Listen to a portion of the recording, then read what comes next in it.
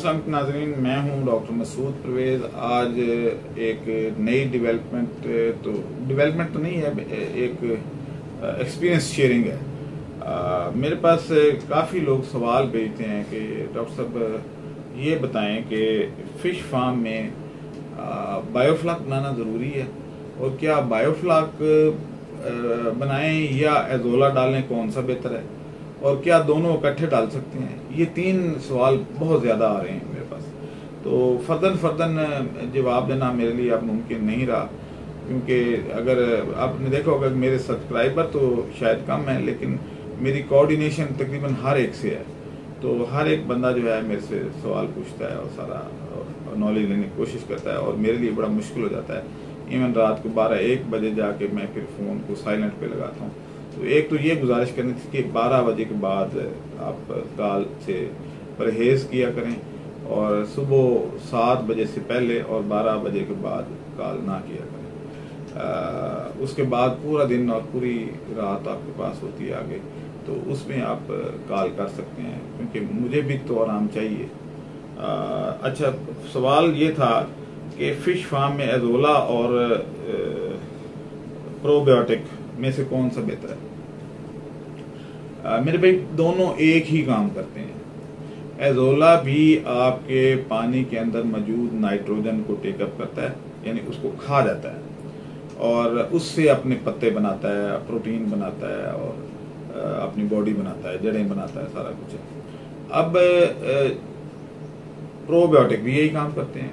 Probiotic असल में है प्लांट ही, यूं समझने बारीक किस्म का एजोला जो है उसको आप प्रोबायोटिक कहते हैं। प्रोबायोटिक सिंगल सेल बैक्टीरिया होते हैं, और ये नाइट्रोजन वो चीज़ है जो यूरिया में पाई जाती है। यूरिया हम नाइट्रोजन के लिए डालते हैं, अमोनिया में भी नाइट्रोजन होती है, नाइट्राइट में भी नाइट्रोजन काम की चीज़ होती है, नाइट्रेट में भी नाइट्रोजन ही काम की चीज़ होती है पौधों के लिए। और जानदार जो हैं, बड़े जानदार जैसे मछली, इंसान, इनके लिए वो खतरनाक होती है। हमारे फुजले से जो स्मेल आती है वो अमोनिया की वजह से है। जो पोल्ट्री फार्म के अंदर से स्मेल आ रही होती है वो भी अमोनिया की वजह से ही है। वो अमोनिया की स्मेल होती है, बाकी चीज़ों की स्मेल नहीं होती। तो जैसे कार्बन डाइऑक्साइड की कोई स्मेल नहीं होती, ऑक्सीजन की कोई स्मेल नहीं है, हाइड्रोजन की कोई स्मेल नहीं है। तो इसलिए अमोनिया जो है वो स्मेल पैदा करने वाली गैस है। अब जब आप एजोला डालते हैं तो वो क्या काम करता है कि वो उस पानी के अंदर से जितना भी नाइट्रोजन पार्टिकल्स हैं, वो either in shape of nitrate, nitrite और अमोनिया, वो उनको खींच लेता है, हजम कर लेता है, और उससे अपने पत्ते बनाता है, और उन पत्तों को मछली खा जाती है, और वो अपना गोश्त बनाती है।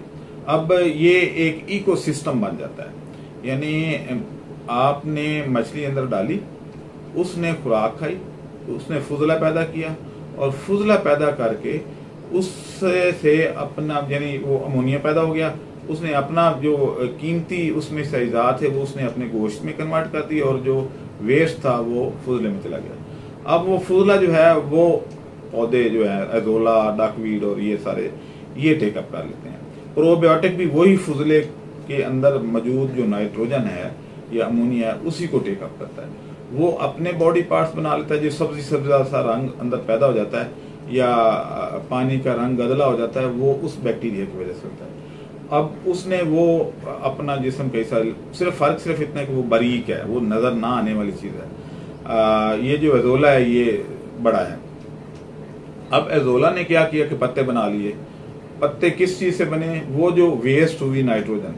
तो नाइट्रोजन बैलेंस, असल में इस सर्कल को जो लोग डॉक्टर हैं या ज़ूलॉजी के एक्सपर्ट हैं उनको पता है कि नाइट्रोजन बैलेंस जो है वो एक टॉपिक हमने पढ़ा था, आपने देखा होगा, अपने ज़ूलॉजी में लोग पढ़ते हैं अक्सर।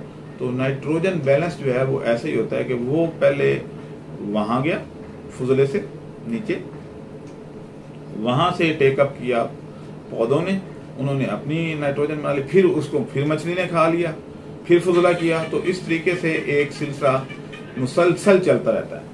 और जो आप टोटल नाइट्रोजन डालते हैं उसमें, वो आप या हवा से जो नाइट्रोजन पौधे टेकअप कर लेते हैं, वो टोटल नाइट्रोजन जो है वो ज़ाया नहीं होती, वो सर्कल में रहती है, अदरवाइज आपको वो ज़ाया करनी पड़ती है। तो एजोला ये काम करता है, प्रोबायोटिक भी यही काम करते हैं। अब ये है कि क्योंकि पौधे सारी नाइट्रोजन जो है वो डाइजेस्ट नहीं कर पाते, सरप्लस रह जाती है। जैसे ये है कि एजोला तो सतह पे है, तो सतह पे जो नाइट्रोजन होगी वो टेकअप कर लेंगे, लेकिन जो नीचे बैठी हुई है फुजला वो टेकअप नहीं कर सकते, तो वो ड्रेन करनी फिर जरूरी होती है। यानी कुछ पार्ट जो है वो एजोला और प्रोबायोटिक टेकअप कर लेते हैं, लेकिन सारी नहीं कर पाते, उनकी भी आगे वेस्ट है, तो वो वेस्ट ड्रेन करने की जरूरत होती है। लेकिन ज्यादातर पोर्शन जो है वो इस सिलसिले में ये पौधे और अपना प्रोबायोटिक या वो जो क्या कहते हैं जरासीम बैक्टीरिया, वो इसको टेकअप कर लेते हैं, और इस तरीके से आप इकोनॉमिकल वे में अपनी प्रोडक्शन कर लेते हैं, यानी गोश्त आपका तकरीबन फ्री में बन जाता है। इस सूरत में आपको फीड की बहुत कम जरूरत होती है, बहुत साइड, यानी अगर आप एजोला भी डाल रहे हैं तो भी फीड की जरूरत कम हो जाती है, और अगर प्रोबायोटिक डाल रहे हैं तो भी आपकी फीड की जरूरत कम हो जाती है। तो कुछ लोग पूछते हैं जी बायोफ्लाक और एजोला इकट्ठा किया जा सकता है? बिल्कुल किया जा सकता है।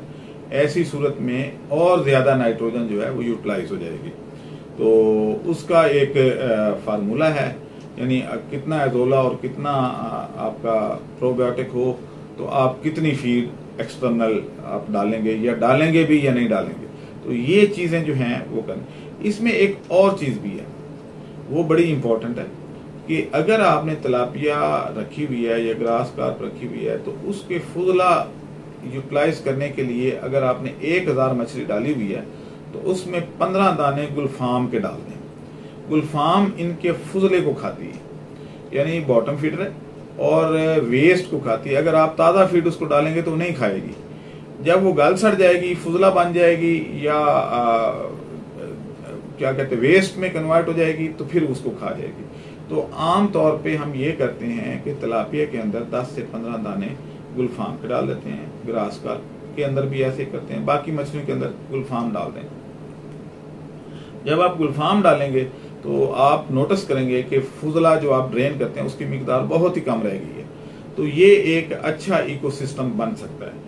तो आप इस पे जो है जब भी आप तिलापिया डालें या ग्रास कार्प या कोई और मछली डालें तो साथ कुछ दाने गुलफाम के डाल देंगे। गुलफाम क्योंकि गोश्तखोर नहीं है तो इसलिए मछलियों को नुकसान नहीं पहुंचाती। तो इस तरीके से, और गुलफाम और रोहू का रेट एक ही होता है। गुलफाम, रोहू, ग्रास और क्या उसको कहते हैं मराठी, ये तकरीबन एक जैसे रेट ही हैं इनके।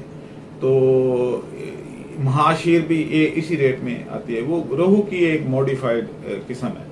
तो आप जो है ये अगर आप डालते हैं तो इनके साथ गुलफाम जरूर डालें, लेकिन गुलफाम को स्नेक हेड या कैट फिश के साथ मत डालें, नहीं तो वो गुलफाम को खा जाएंगे।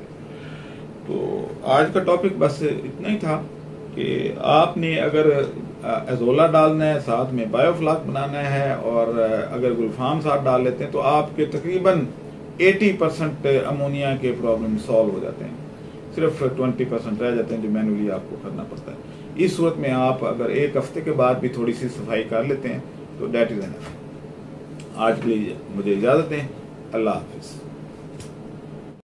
हमारे चैनल को सब्सक्राइब करें और साथ में बेल आइकन को भी दबा दें ताकि हमारी हर नई आने वाली वीडियो आप तक बआसानी पहुंच सके।